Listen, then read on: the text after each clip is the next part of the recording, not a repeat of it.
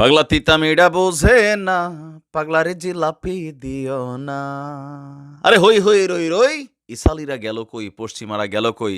এই পরিস্থিতি যদি সামনের দিকে যাইতে থাকে, ইরানের তো ভাই কপাল খুলে যাবে। পাশাপাশি বিশ্ববাসীর জন্য একটা অশনি সংকেত, তৃতীয় বিশ্বযুদ্ধ কেউ কেউ বলছেন যে শুরু হয়েই গেছে। কারণ দ্বিতীয় বিশ্বযুদ্ধ যখন শুরু হয়েছিল, তখন প্রথমে বিশ্ব বুঝতেই পারে নাই যে যেটা দ্বিতীয় বিশ্বযুদ্ধ ছিল। যখন পরাশক্তিগুলো একে অন্যের সাথে কানেক্ট হওয়া শুরু করলো, তখনই এটা প্রকাশ পেল দ্বিতীয় বিশ্বযুদ্ধ হিসাবে। দর্শক, শুধুমাত্র জাতিসংঘের নিরাপত্তা পরিষদে বক্তব্য দিয়ে ক্ষান্ত হয়নি রাশিয়া।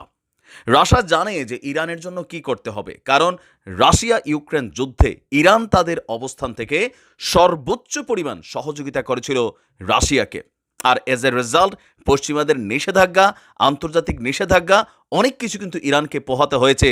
তারপরও ইরান কিন্তু বন্ধুত্বের এই বাঁধন থেকে বের হয়ে যায়। আর আজকে today this is the right time যে রাশিয়া দেখাইছে যে আমরা আছি দোস্ত, তুমি টেনশন লইও না। দর্শক, আমাদের জন্য সুসংবাদ, সুপারসোনিক মিসাইল ভাবা যায়, মানে একটা দুইটা না, পুরা জাহাজ ভর্তি কইরা পুতিন কাকু একটা যুদ্ধ জাহাজ পাঠাচ্ছে কোথায়? ভূমধ্য সাগরে। আর আপনারা জানেন যে এই অঞ্চলটাতেই পশ্চিমারা লোহিত সাগরে অবস্থান নিয়েছে।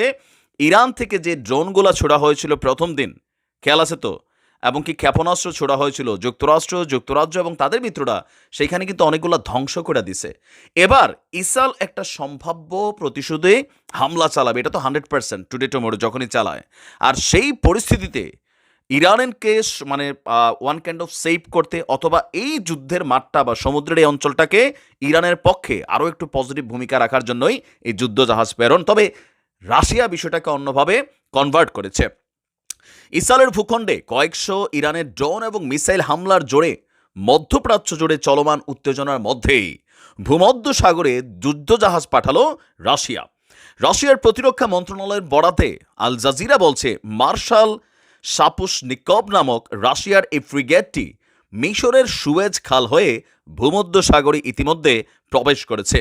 এই ফ্রিগেটটি রাশিয়ার best equipment Kinzhal supersonic missile দিয়া সজ্জিত। তবে রাশিয়া বলছে যে ভাই, আমরা আসলে পরিকল্পিত একটা নৌ মহড়া করব, সেই হিসাবেই এই ভূমধ্য সাগরে আমরা সুপারসোনিক মিসাইল সজ্জিত এই ফ্রিগেটটি আমরা সেখানে পাঠিয়েছি।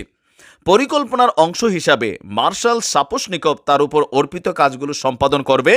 তবে এর বাইরে আর বিস্তারিত কোনো তথ্য জানায়নি আপনার রাশিয়ার প্রতিরক্ষা মন্ত্রণালয়। বাট বলা হচ্ছে যে ইসরায়েলের পক্ষ থেকে বা পশ্চিমা মিত্রদের পক্ষ থেকে যে রাশিয়ার এই যুদ্ধজাহাজ আচমকা এই অঞ্চলে প্রবেশ ভূমধ্য সাগরের যে স্থিতিশীলতা, সেইটাকে নাকি বিনষ্ট করবে। মানে এরা 26-27 দেশ মিল্লা, এখানে ভারত পাকিস্তানও আছে, আশ্চর্য আর কিছু নাই। পাকিস্তানের যুদ্ধজাহাজও কিন্তু আপনার ওই পশ্চিমাদের অংশ হিসেবে কানেক্ট আছে। ভারত তো আছেই, ভারত ইসরায়েলের খুব কঠিন মিত্র। এখন ওইগুলো সমস্যা নাই, সমস্যা হচ্ছে রাশিয়ার জাহাজটা যখন ঢুকছে তখনই সমস্যা। কেন সমস্যা? কারণ এখানে এই জাহাজটা কাজ করবে ইরানের পক্ষে, এটা ছাড়া কিন্তু আর কোনো সমস্যা নাই।